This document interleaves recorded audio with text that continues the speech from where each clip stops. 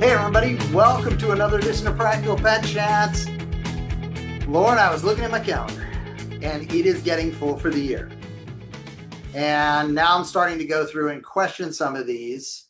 And as I've been talking to different folks, both industry folks as well as pet parents, I'm really starting to try and ask myself, what events am I going to participate in?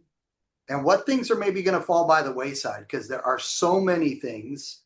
I only have so much time. I've got so many resources, so much money, etc., to put towards these things. Here in 2026, I mean, you got online, you got in person, you've got multi-day, you've got an afternoon, you've got evening. It is really wild, the stretching that is going on. And I see some people I've talked to, I'm also, when they're giving me their reasons, I'm like, ooh, okay, you just have a different decision-making process than me, I guess, for that, because I'm not seeing the value in that one. How do you approach it both as a pet parent, but also somebody who's in the industry? Yeah, for sure. It's event fatigue because everybody and their brother comes up with a new event, which I applaud. I think that's great. But, the public is going to decide, whether or not that should be continued. Um, but it's the great thing about being able to try something to see whether or not you can get your message across. I really am exhausted by all of it. Um, I almost don't participate anymore. And I used to participate in all of it. And I was thinking about this the other day because something popped up on social media and I was like, oh, and I knew the person that was putting it on. And it's an online event and it's a vet that I respect tremendously. And I was like, I don't know that I have it in me to commit the time. Not that I don't support him, not that I don't believe in his message, or agree with him. It just, it doesn't cost an arm and a leg, Right. it's a couple fingers, but it wasn't so priced out of it that it would have been difficult. It's just the fatigue of it all. How do you pick and choose? And when you start to really get into it, there's so many of them that have this panel of people. And sometimes I look at the panels of people and I'm like, oh. And then I look at it and I'm like, I don't know who any of you people are. And I've been in the industry for 25 years. Not that they don't have something valuable to say. It just makes it less desirable sometimes for me to go spend the time and the effort to go into a group like that. In-person groups, the only thing that really I attend is occasionally there's a vet that you and I both know that has put on events in the past, and I'll attend that one Yeah. because I feel like that person has good things to say, and I like the energy they put out to the crowd of people that they're speaking to. So I like to watch and be part of that. Outside of that, for me, it's generally a trade show. Even this year, I don't want to go to the trade show. I mean, I'm just over it. It's just, and for a while I went to trade shows every year for, I don't know, 18 years. Um, and used to be excited to go. And even when it wasn't worth it, if you were an existing carrier of a brand, because they're always looking for new business and they wouldn't really incentivize you to buy from them. If you go to a trade show and they're offering 10% to you and you've been carrying their brand and promoting it and working it and growing it for the last year or two, and they give you 10%, I could stay in my store and get that. So I have issues with that. On the other hand, the great thing about the trade show that I would go to is it was a great opportunity to find things that were brand new, and talk to owners of those new brands and ask them direct questions and find out particulars and touch and feel and, get hands-on with things. So generally speaking, every year I would do that trade show. I'm not doing that this year either. The saturation of it all is just too much. Yeah. Well, and I think you and I have been doing the industry trade shows for a long time. And I love that you say you found new things. That's part of my problem.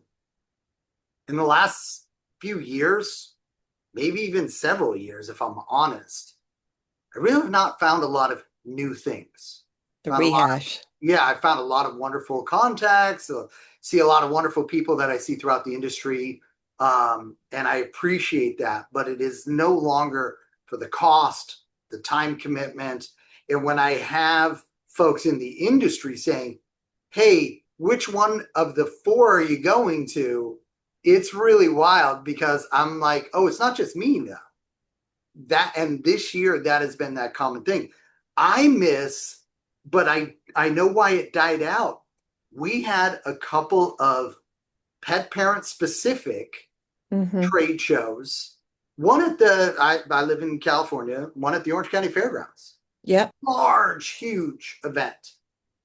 And I loved that for a number of years. And America's Pet something or other, right? yes, America's Pet Expo. Yeah. Yes, that's it. America's Family Pet Expo. That's it. Yeah. Yeah. It was that was special the first couple of years. And then, Yeah. like so many other things, it devolved into not just the same stuff, but then it just got into the I'm not seeing where it's worth the cost, worth Hmm. the full day there and everything else and dingling with the parking. But there was others too that would happen. There was one big one that would go to different cities across the country. Every weekend they were in a different city.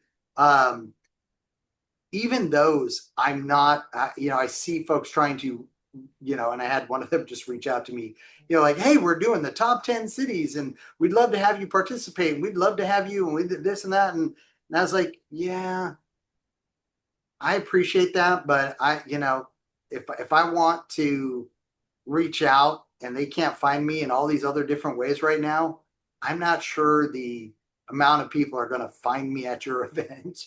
So Right. my question is like, are trade shows dying, you know, because of cost, and it's not just, I mean, I think in the industry side, I think it is a real question that everybody's struggling with. But just overall, I mean, and there's still plenty of fun events. We've got a gentleman out here in Southern California who does the Halloween parade, the blessing of the animals. Those are still well attended, and he's been doing it forever, and I love it. They're And I free, aren't they? yeah, they are. There Uh, you go. or it's a donation Right. that goes back into the efforts, and it's nominal. It's and it's a few hours. And so, but it is interesting overall, this discussion as we were talking about it. I'm like, wow, maybe this is another one of those things that a couple of years from now we'll be just going, remember when, Yeah. as I opposed to, I don't know. I'm hoping it will evolve into something else, a better version of itself, because, early on in the early years of when I had my store, I used to love to go to the trade show. It was a different creature then. It wasn't just about seeing everybody you knew. It was exciting, and there were a lot of new things. There were a lot of new things. And a lot of vendors and more vendors came on, and there would be a lot of retailers and groomers and people that mix that make the pet industry so great to be a part of, right? And the trade show world has taken some hits, I think, overall, not just pet, but just in general, because the ROI is questionable. yeah. It's a lot to be an exhibitor, a lot, a freaking fortune to be an exhibitor. You Well, it's a hope fortune to not just in money. Right. No, no, no. I Yeah, mean all the way around. And, yeah, I mean, it takes you and your employees and staff out of their territories. They're not catering to the stores that you're leaving behind. You've got the money spent to get there, the setup costs, everything you have to ship in, product that you end up not really being able to recoup in most cases. It just the ROI overall is just it's ridiculous now how bad it is. And I just don't see it. And to break even, depending on who you are, I asked somebody last year who had a massive setup, massive at a trade show. And I said, this must cost a fortune. And he goes, oh, yeah. And he told me how much it was. And I was like, do you see ROI on that? And he goes, well, this is what we do every year. And he told me that. And I go, but you attribute that to the trade show? I mean, at what point after you've done it so long is it no longer about the trade show? It's been really interesting. And now, because of the costs over all of the trade show, it's you have to really, that's why you get the question, which one of the four are you going to? Because you can't afford all of them anymore. In years past, people would go to all of them because they were all worth it. But the deals got less and lower and fewer, and um, it became about why should I spend the money to fly there, drive there, hotel, all the meals. We talked about what that was just for banana and water. And yeah, ridiculousness to walk away and go, oh, is that worth it? Right. Did I see people I love? Yeah. Did I see brands I love? Yeah. Yeah. Did I make contact with friends I hadn't, talked to in a while? Whether they were exhibitors or otherwise? Yeah. Is that really a return on my investment? Not really. Yeah. And and so you narrow it down, and then it's the same thing with events. Everybody only has so much money, most people. And if you have to pick and choose where your money's going to go, it becomes a battle of deciding where am I going to get the biggest bang for my buck. Right. So it doesn't matter the event that you're going to, is it worth it? The events that you brought up, the blessing of the animals, and the parade, they're free. It's like Christmas pet parades, they're free. Right. Halloween pet parades, they're free. Breast cancer walks, free. Animals go along. I'm Yes. always, I'm always at those places for the animals. I don't really care about anything else. I want to look at and pet as many fur kids as I can possibly see and touch. Um, Outside of Well, that, I think the other thing too is what happened, and I think it first hit the pet parent world and then has now gotten to the industry, mhm, is that where you've already got so much of that information that you can't process. So now the thought of going to some event as a pet parent, it's funny. I think the narrower the scope, the better, because oh hey, do I have a chance to walk with Bella dressed up like a pirate? That's this year. Or do I, not too often, right?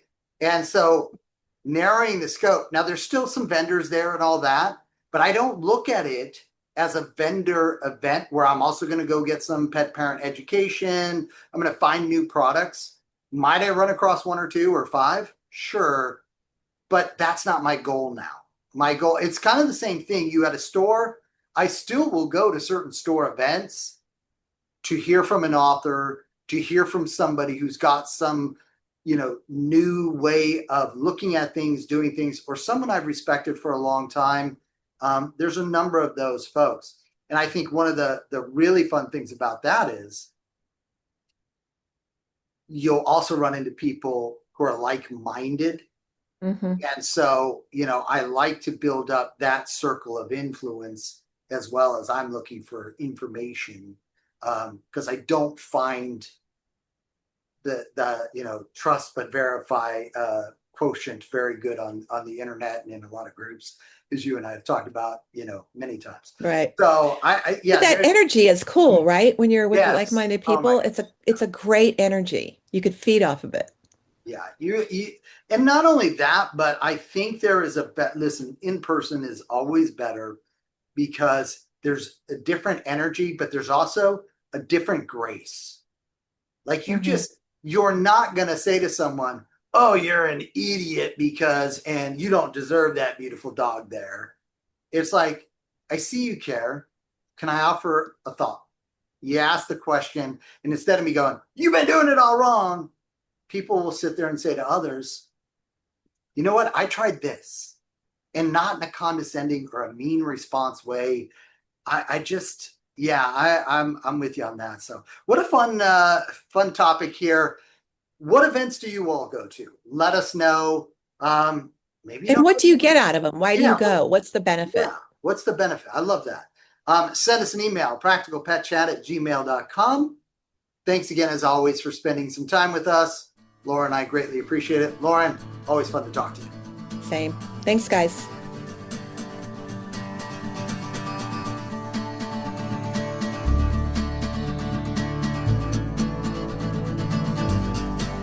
The content of this podcast is for informational purposes only. It is not intended as, nor should it be construed as, professional medical advice, diagnosis, or treatment for your pets. Always seek the advice of a qualified veterinarian with any questions you may have regarding your pet's health or medical condition. Never disregard professional veterinary advice or delay in seeking it because of something you have heard on this podcast.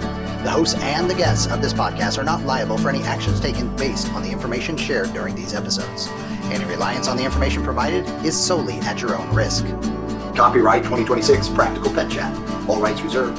Unauthorized duplication, distribution, or reproduction of any content from this podcast, including but not limited to audio, scripts, and show notes, is prohibited without prior written consent.